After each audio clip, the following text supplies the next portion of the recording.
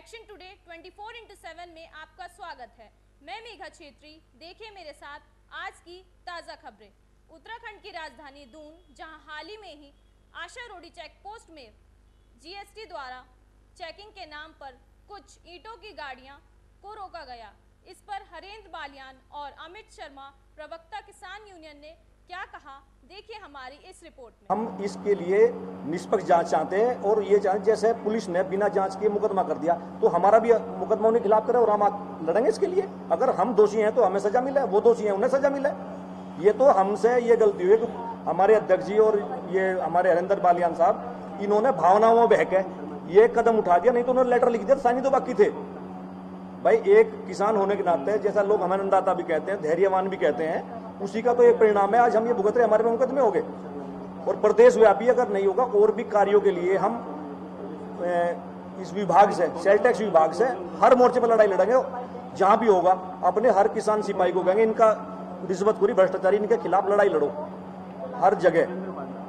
इन्हें बदनाम करेंगे और इन्हें पकड़वाओगे पुलिस के द्वारा, अपने आप ही पकड़ेंगे। एक आम आदमी की तरह, एक भारतीय भाई इंसान की तरह, इंसानियत के नाते इनकी धरपकड़ शुरू कराएंगे और कहीं भी इनसे नहीं पीछे हटने वाले।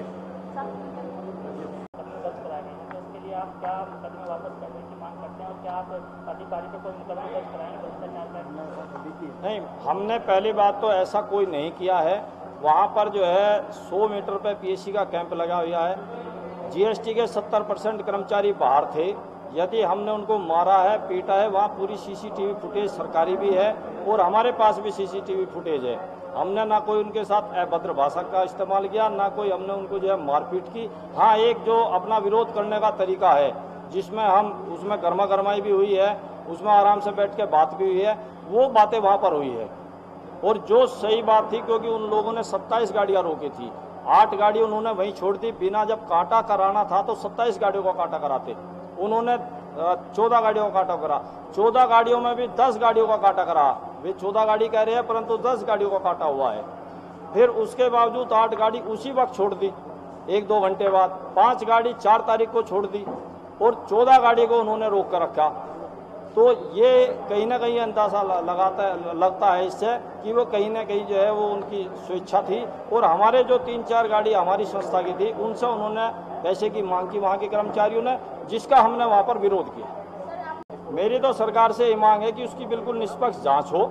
यदि दोषी हम पाए जाते हैं, हमारे खिलाफ कार्रवाई हो, और दोषी अधिकारी पाए जाते हैं तो उनके खिलाफ भी सख्त कार्रवाई होनी चाहिए। किस तरह की मांग रखते हैं और क्या कार्रवाई आप करना चाहते हैं? हम सरकार से आपके माध्यम से मांग करना चाहते हैं कि कोविड-19 की वजह से जनता भी परेशान है, हर व्यापारी परेशान है। कोई यदि छोटी मोटी गलती हो जाती है उस पर अनावश्यक ये लोग परेशान करते हैं। जब ये कोई चेकिंग के नाम पर रोकते हैं, यदि उसमें कोई त्रुटि नहीं मिलती है तो उस वाहन को परेशान न किया जाए। और जो इस तरह के अधिकारी है जो नाजायज परेशान करते हैं, नाजायज मांग करते हैं, उनको वहाँ से तत्काल हटाया जाए और ऐसे लोगों को वहाँ पर न रखा जाए। उत्तराखंड के शिक्षा विभाग के लिए इससे गौरवपूर्ण पल नहीं हो सकता है। दरअसल राज्य शिक्षा विभाग ने लॉकडाउन में भी मिड डे मील का पैसा जरूरतमंद बच्चों को के खातों पर पहुंचा दिया। मीनाक्षी सुंदरम, सचिव विद्यालय शिक्षा उत्तराखंड द्वारा बताया गया कि देखिए, जब लॉकडाउन हुआ था तो कई प्रकार की चीज़ों में लोगों को परेशानियां हो रही थी। उसमें एक ये है कि हम जब स्कूल खुला रहता है तो बच्चों को मध्याह्न भोजन देते हैं। मध्याह्न भोजन के 2 पर्पस होते हैं। एक तो पर्पस है कि जो ड्रॉप आउट रेट है वो कम हो जाए और बच्चे जो हैं लगातार शिक्षा लेते रहें, और उसका दूसरा पर्पस है कि जो कुपोषण है वो एड्रेस हो जाए। तो ऐसे में ये इशू आई थी। इवन माननीय सर्वोच्च न्यायालय में भी एक जनहित याचिका दायर हुई थी कि बच्चों को जो है मध्याह्न भोजन की व्यवस्था अनवरत होनी चाहिए। तो उस पर चर्चा के दौरान हम लोगों ने तय किया था कि जो हमारे पास डीबीटी पहले से ही हम पुस्तकें और यूनिफॉर्म के मनी जो है डीबीटी के माध्यम से दे रहे थे, उसकी वजह से सभी बच्चों के खाता हमारे पास ऑलरेडी खुलवाया जा चुका था। तो हमने तय किया था कि खातों में हम लोग पैसा दे दें, और यही हमने मान्य सर्वोच्च न्यायालय को भी अवगत कराया और हमारे जवाब से सर्वोच्च न्यायालय संतुष्ट भी हुआ। उत्तराखंड में कोरोना संक्रमण के बढ़ते मामलों को देखते हुए राज्य सरकार फिलहाल स्कूलों को खोलने के पक्ष में नहीं है। शिक्षा मंत्री अरविंद पांडे ने कहा, नहीं, शैक्षिक रूप से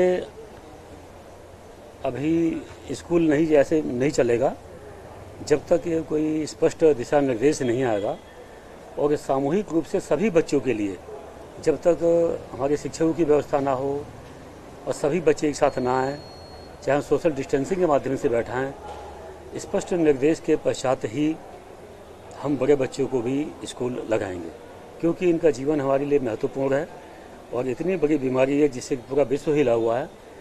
हम इसमें कहीं से कहीं तक अभी आधे अधूरे निर्णय पे रिस्क नहीं उठा सकते। पीआरडी जवानों के लिए विभागीय मंत्री की ओर से की गई 3 घोषणाएं, प्रशिक्षण प्राप्त पीआरडी जवानों की ड्यूटी पर तैनात किए जाने सहित 8 सूत्रीय मांगों को लेकर प्रांतीय रक्षक दल हित संगठन उत्तराखंड ने युवा कल्याण एवं पीआरडी निदेशक को ज्ञापन भेजा है। साथ ही मांग पूरी न होने पर कोर्ट की शरण लेने की चेतावनी दी है। प्रदेश अध्यक्ष प्रमोद मंद्रवाल ने बताया कि ये तो बहुत ही ज़्यादा लापरवाही है कि भारतीय जनता पार्टी के पास डबल इंजन की सरकार थी, लेकिन हम पीआरडी जवानों के लिए तो डबल क्या, हमारे लिए तो एक भी सरकार ने कोई इस टाइप का कोई इंजन नहीं यूज हुआ कि जो हमारे लिए कुछ फायदेमंद रहा हो। विद्या भारती के प्रांतीय मंत्री रजनीकांत शुक्ला ने भी माना है कि प्राइवेट स्कूलों में फीस अधिक ली जा रही है और इसके लिए अभिभावकों पर भी कोई भी स्कूल संचालक दबाव नहीं डाल रहा है, जिस पर आज रजनीकांत शुक्ला ने कहा, देखते हैं क्या विद्या भारती इसके लिए कुछ अपनी तरफ से कुछ करेगी। देखिए, विद्या भारती अगर आप परिचित हैं, विद्या भारती न्यूनतम शुल्क के आधार पर शिक्षण का काम करती है।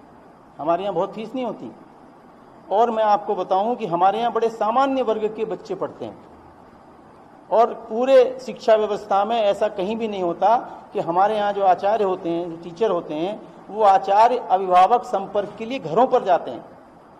तो इस तरह की व्यवस्था जहाँ पर है वहाँ हम अर्थ को कोई महत्व नहीं देते, पैसे को कोई महत्व नहीं देते और बहुत न्यूनतम आधार पर हम शिक्षा की व्यवस्था करते हैं। अब ये जो प्राइवेट स्कूल हैं जिनका काम व्यावसायिक आधार पर करना है, वो शुल्क ले रहे हो, ज़्यादा ले रहे हैं, उनकी मैं कहता नहीं, लेकिन विद्या भारती में ऐसा शुल्क वाली कोई बात नहीं। स्थिति है उसमें आपको हाई कोर्ट ने भी ऑर्डर किए हैं, स्थानीय जो अधिकारी हैं उन्होंने भी कहा है कि भाई किसी पर प्रेशर न बनाया जाए। अगर किसी के पास शुल्क देने को नहीं है तो वो कहाँ से लाएगा? आप बच्चे को तो स्कूल से निकाल नहीं सकते। तो मेरा मानना यह है कि जो निजी स्कूल हैं, जो व्यावसायिक आधार पर भी शिक्षण देने का काम कर रहे हैं, उन्हें भी इसके लिए किसी तरह का प्रेशर अभिभावकों पर नहीं बनाना चाहिए। डोईवाला कोतवाली के विस्थापित क्षेत्र अठुरवाला में 70 साल की बुजुर्ग महिला की हत्या का मामला सामने आने से क्षेत्र में भय और डर का माहौल बना हुआ है। घटना स्थल पर फोरेंसिक जांच टीम ने भी साक्ष्य जुटाए। क्षेत्र के लोगों ने बताया कि शांत क्षेत्र में इस तरह की सनसनीखेज वारदात से लोगों में डर का माहौल है। पूर्व प्रधान अठुरवाला विस्थापित क्षेत्र मंजू चमोली और वार्ड नंबर 9 के सभासद प्रदीप नेगी और अरुण मोहन जोशी डीआईजी ने कहा, ये सारे एस्पेक्ट्स की एग्जामिन कर रहे हैं कि क्या मोटिव हो सकता है, क्या कारण हो सकता है। बेसिक डिटेल्स जो अभी जानकारी प्राप्त की जा रही है इसके बारे में और मुझे उम्मीद है बहुत ही जल्दी घटना जो है वर्कआउट हो जाएगी। कार्रवाई है वो बहुत जल्दी हम लोग करेंगे। सर किससे हत्या की गई? देखिए अभी इन्वेस्टिगेशन स्टार्ट हो गई है, अब जो भी फाइंडिंग्स रहेंगी कम्युनिकेट करेंगे आपको। जाए तो क्या कहना चाहेंगे? कुछ तरह से आगे इस तरह की घटनाएं सामने आए, अनफॉर्चुनेट है और जो भी कार्रवाई पुलिस से एक्सपेक्टेड है इमीडिएटली की। ये सुनार गांव ग्राम क्षेत्र है, 8 नंबर वार्ड है नगर पालिका का, 5वां नंबर चौक है। और मामला क्या हुआ कि सुबह पता चला भी सभी गणमान्य व्यक्तियों से कि जो रहती थी पुतुल घोष वो खत्म हो रहा। कितने साल की थी? 70 साल की, 70 के आसपास। 70 तो अकेली रहती थी? बताते थे अकेली रहती थी। ये तो हमारा डेली फोन आना जाना, मतलब बहुत दिनों से जब कोई भी काम पड़ता है इसकी समस्या सुनना वो करना। तो क्या लग रहा है हत्या हुई है? अब तो अभी अंदर हमने जांच के बाद पता चलेगा। अब जांच के बाद पता चलेगा। तो पुलिस आगे जांच कर रही है? पुलिस अधिकारी कर्मचारी सब आ रखे हैं, गांव के लोग भी इकट्ठे हो रखे हैं। तो आप भी चाहते हैं कि जांच होनी चाहिए, खुलना चाहिए? जांच होनी चाहिए, जिन्होंने उसकी हत्या की है जांच होनी चाहिए। गढ़वाली लोग हैं और अच्छा शांत वातावरण। इस तरह के मामला सामने आने से डर भी लगता है कि कैसे हो, डर लगता है कि किसी के साथ भी कुछ हो जाए। आगे की खबरों के लिए हमारे चैनल को लाइक और सब्सक्राइब करना ना भूलें।